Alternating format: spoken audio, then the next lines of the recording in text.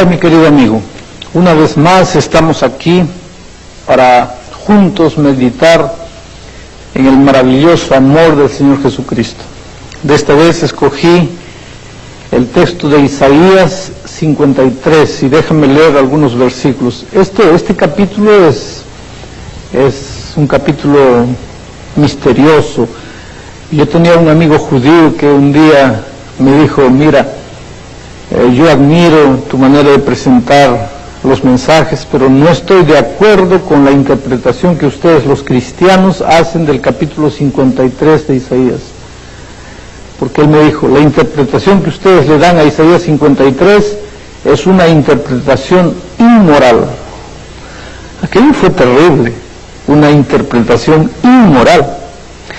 Entonces te voy a explicar por qué ese amigo me dijo eso, pero primero quiero leer el texto. Isaías 53, versículo 4, 5 dice así: ciertamente Él, en nuestra interpretación aquí ese Él es Jesús, es una profecía, ciertamente Él llevó enfermedades y sufrió nuestros dolores, y nosotros le tuvimos por azotado, por herido de Dios y abatido. Mas Él herido fue por nuestras rebeliones, molido por nuestros pecados. El castigo de nuestra paz fue sobre Él, y por su llaga fuimos nosotros curados. ¿Cuál es la interpretación que el cristianismo hace de Isaías 53? Nosotros creemos que Él es Jesucristo, el Cordero de Dios, que fue molido por nuestros pecados, castigado por nuestras rebeliones, es decir, quien merecía morir en la cruz del Calvario éramos nosotros, pero Jesucristo vino y murió en nuestro lugar. Ahora este amigo judío me decía, ustedes tienen una interpretación inmoral del capítulo 53 de Isaías. Le dije, no entiendo, ¿por qué inmoral? Y él me explicó y me dijo, mira, que un hombre malo sufra por el mal que hizo, eso es correcto y es moral. Pero que un hombre bueno como Jesucristo sufra y muera por el pecado de hombres malos, eso es inmoral. Por lo tanto, yo no puedo aceptar la interpretación que ustedes le hacen a Isaías 53. Y queridos, durante años yo he pensado, ¿por qué el Señor Jesucristo vino a este mundo a morir por nosotros? Yo voy a hacerte pensar un poco en esta mañana. En primer lugar, quiero hacerte una pregunta. ¿Tú crees que Dios nos perdona los pecados? Yo creo que sí. Si yo te pidiese esta mañana para que tú levantases la mano, si crees que Dios nos perdona los pecados, tú levantarías. Y gracias a Dios que esto es verdad. Podemos tener la confianza, la seguridad de que Jesús perdona nuestros pecados. Pero, ¿te has puesto alguna vez a pensar qué significa el hecho de que Dios perdone nuestros pecados? El perdón divino no es como el perdón humano, y te voy a explicar. Vamos a darnos cuenta que yo tengo un hijito pequeñito de 3 añitos y le digo, mira hijito, no puedes tocar esto porque esto es una cosa muy delicada, entonces por favor no toques esto. Y hago un trato con él, porque si tú tocas yo te voy a dar 2 palmadas en la mano. Y me voy. Dentro de un momento yo vuelvo y lo veo a él no solo tocando, sino destrozando lo que le dije para no tocar. Cuando yo aparezco, inmediatamente él se asusta. Él sabe que tenemos un trato. Me mira y me dice, papito, perdóname. 2 palabras. Cuando él dice, papito, perdóname, ¿qué es lo que está queriendo decir? En otras palabras, lo que está queriendo decir es, no me batas, no me golpees, no me des las 2 palmadas. Ahí yo lo miro a mi hijo, pobrecito, 3 añitos, inocente, me da dolor de castigarlo, a pesar que teníamos un trato, y le digo, está bien hijo, no te voy a castigar. Cuando yo digo, te perdono, puedo decirte, ¿qué es lo que estoy queriendo decir? No te voy a castigar. Ahora mi pregunta es la siguiente, ¿yo perdoné o no perdoné a mi hijo? Claro que perdoné. Pero ¿cuánto tuve que pagar para perdonar? ¿Qué me costó perdonar? ¿Cuánto sufrí para perdonar? ¿Fue difícil para mí perdonar? Mi perdón, el perdón que yo le doy a mi hijo es un perdón barato, es un perdón que no cuesta nada. Todo el esfuerzo que yo hice fue decir, está bien, te perdono, está perdonado. Entonces a veces cuando nosotros pensamos en el perdón divino, pensamos en ese tipo de perdón que nosotros sabemos dar a los hombres. Pero el perdón divino no tiene nada que ver con este tipo de perdón, porque Dios es Dios y su palabra es su palabra. Y el profeta Isaías dice que la hierba se seca, la flor se marchita, pero la palabra de Dios permanece para siempre. Por lo tanto, Dios tenía un trato con Adán y Eva. Decía, si tú tocas del árbol de la vida, de la ciencia del bien y del mal, vas a morir. Entonces, ¿qué pasa? El trato estaba establecido y el pacto era el siguiente. Si tú obedeces, vives. Pero si tú desobedeces, mueres. Obediencia merece vida, desobediencia merece muerte. Acontece que Adán y Eva desobedecieron, por lo tanto deberían morir. Pero no quieren morir, ahí ellos vienen donde Dios, oh Señor, perdónanos. Cuando ellos dicen perdónanos, ¿qué es lo que están queriendo decir?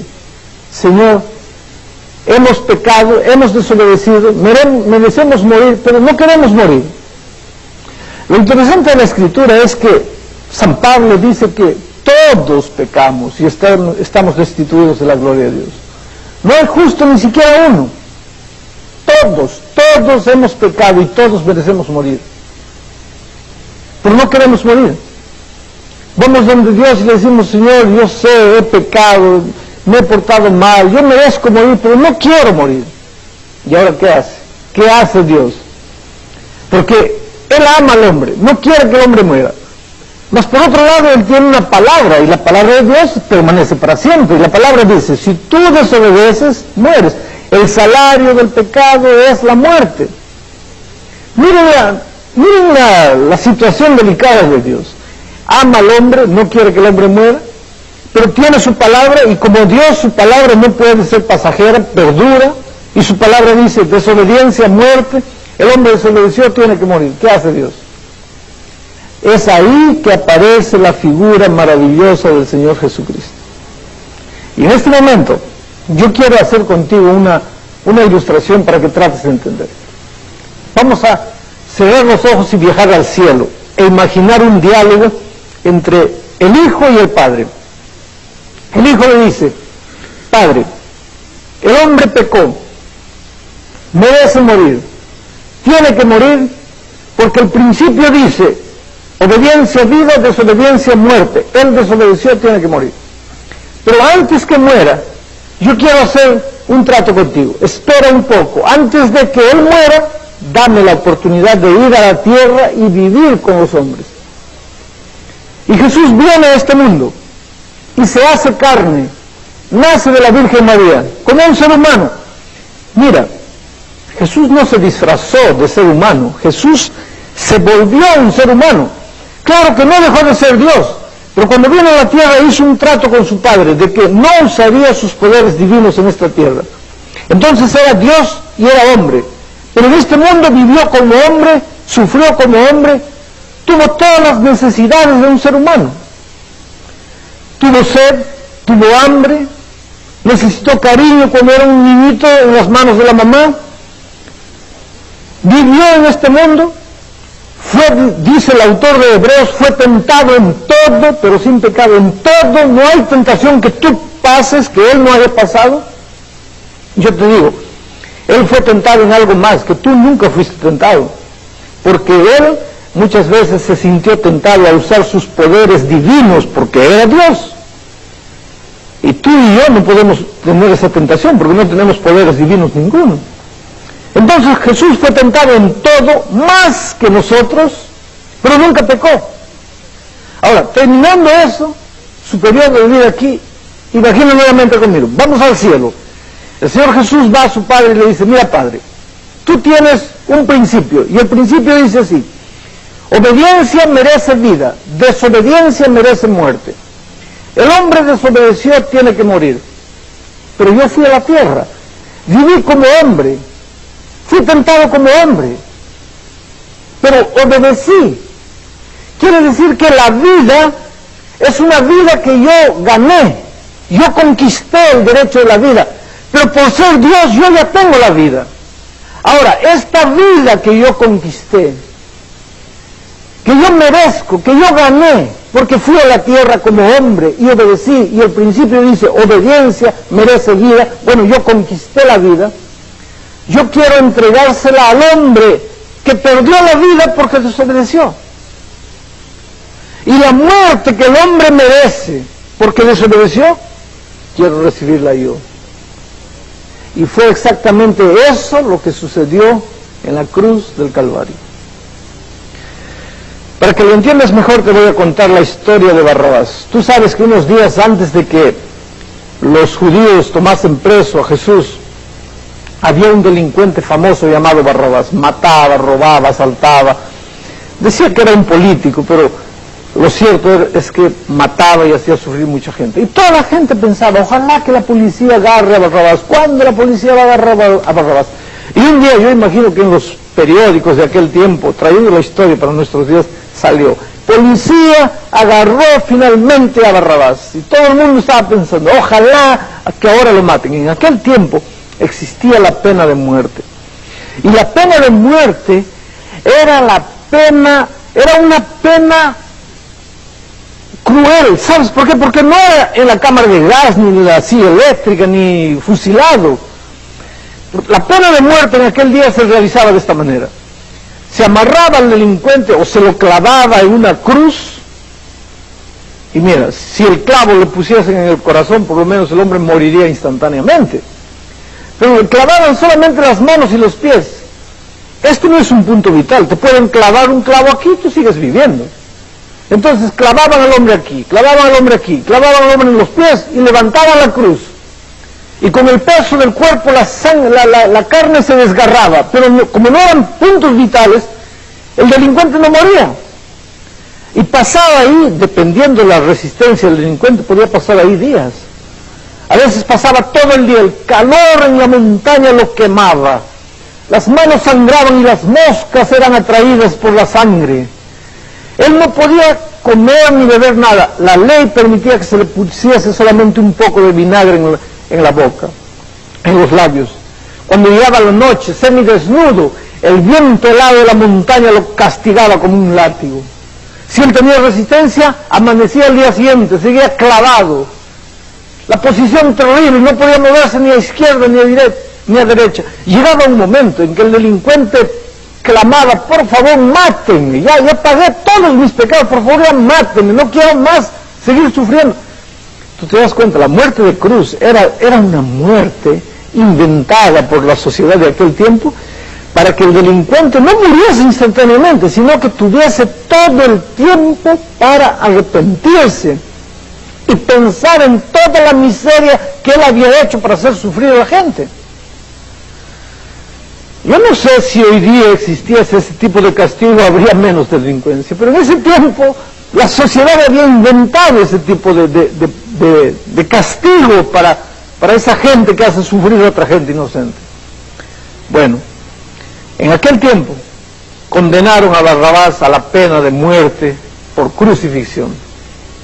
Solo que ahí llamaron al carpintero, el carpintero tomó las medidas de Barrabás, porque el carpintero tenía que tomar las medidas del delincuente para prepararle la cruz, porque si el delincuente midiese 2 metros, no podía ser clavado en una cruz de unos 50, ¿te das cuenta? La cruz tenía que tener el tamaño del delincuente. Entonces el carpintero bien tomó las medidas del delincuente, tanto de brazo, tanto de altura, preparó la cruz, colocó el nombre Barrabás, entregó la cruz, llevó su dinero. Ahí estaba Barrabás, condenado a muerte por crucifixión, y ahí estaba la cruz con el nombre de Barrabás, con las medidas de Barrabás, la cruz que pertenecía a Barrabás. Solo que esos días prendieron a Jesucristo. Los judíos trajeron a Jesucristo, y Jesucristo no le había hecho mal a nadie. Todo lo que Jesucristo había hecho era llevar esperanza, perdón, sanar enfermos, resucitar muertos. No había motivo para matarlo. Pero los judíos lo acusaron de sedición y lo juzgaron y lo condenaron a la muerte. Tú sabes que Pilato se levantó y quiso defender a Jesús y dijo, mira, en fecha como esta, nosotros soltamos un preso. Y Pilato pensó, si yo hago escoger al pueblo entre Jesús, que no le hizo nada de mal al pueblo, y Barrabás, que todo el mundo tiene miedo de él, claro que van a escoger que yo mate a Barrabás y suelte a Jesús, y así yo lo libré a Jesús. Pero cuando Pilato escuchó la respuesta del pueblo, suelta a Barrabás y crucifica a Cristo, el pobre casi se quedó loco. No podía entender qué este pueblo está queriendo hacer. Bueno, ya no había tiempo. Yo siempre digo que si alguien en este mundo entendió lo que quiere decir, Cristo murió en mi lugar, fue Barrabás. Porque cuando lo soltaron a Barrabás, se quedó mirándolo a Jesús y pensando más, qué suerte que tuve. Si este Jesús no apareciese, yo habría muerto, pero gracias a Dios que apareció, ahora yo me voy y él va a morir en mi lugar. Ya no había tiempo para buscar carpintero, para prepararle una cruz a Jesús. Además había una cruz vacante, sin dueño, es decir, con dueño, pero que no iba a ser usada.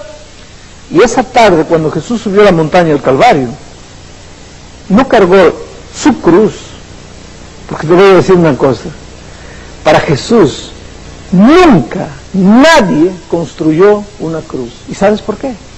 Porque Jesús no merecía una cruz. Y por favor no me digas que Jesús cargó la cruz de Barrabás. Jesús cargó mi cruz, tu cruz. Él cargó nuestra cruz. ¿Sabes por qué? Porque somos nosotros los que merecíamos morir.